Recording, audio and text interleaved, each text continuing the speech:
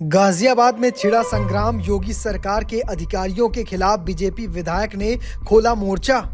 Police पर भड़के Nandkishore Gurjar. BJP विधायक ने लगाया जानलेवा हमले का आरोप। विधायक ने लगाया गाजियाबाद पुलिस पर अन्याय करने का आरोप। चीफ सेक्रेटरी को भी सुनाया।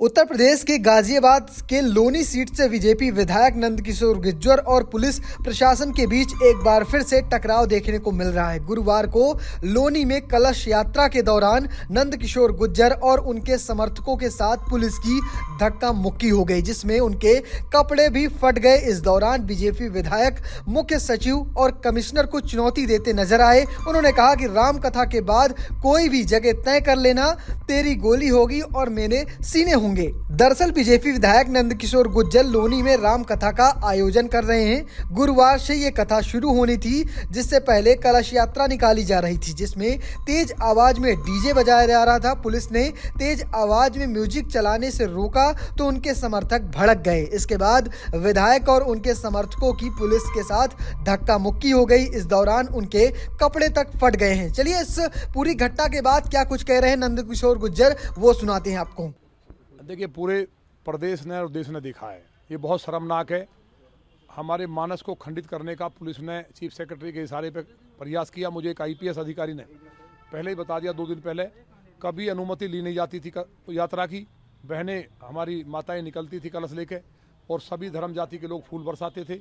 बसपा सरकार से शुरू की था हमने 2010 से, फिर सपा भी आई, फिर हमारी सरकार रही।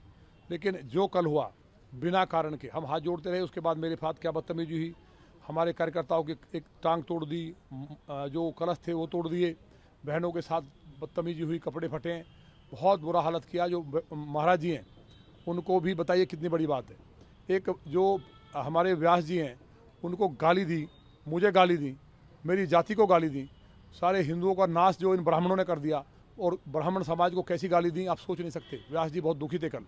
तो ये जो हुआ है, तो मैंने तो कहा भी था यार, मैं तो क्षत्रिय ही हूँ, गुर्जर और राजपूत तो एक ही है। जब क्षत्रिय ही होने से जान बचेगी तो कम से कम मुझे क्षत्रिय मान के छोड़ दो। ब्राह्मणों को तुम मार रहे हो, पिछड़ों को तुम मार रहे हो, तो कम से कम दलितों को तुम कह रहे हो संविधान खत्म करवा रहे हो कह के, तो कम से कम मुझे तो माफ़ कर दो। लेकिन ये जो हुआ है, मुझे उम्मीद है माननीय प्रधानमंत्री जी, ये पूरे मानस में नहीं पूरे हिंदुओं पर हमला है। 3 मौलवियों के द्वारा कल पथराव करा करके दंगा कराने की साजिश थी। उन्होंने मुझे बताया कि फिर मैंने कहा तुम यहाँ से अलग चले जाओ, और मेरी हत्या करने की साजिश थी। रामचरितमानस के कथा के कारण भगवान की कृपा से बच गया, ना इनकी औकात। 28 तारीख के बाद हम लखनऊ आएंगे, फिर बताएंगे कि ये जो अन्याय हुआ है, हम शिवाजी महाराज के वंशज हैं। इनको ये भूल है कि ये लूट करने वाले जो गाय कटवा रहे हैं, जो जनता को लूट रहे हैं, सबसे ज़्यादा आज तक का भ्रष्टाचार है, सबसे ज़्यादा भ्रष्ट।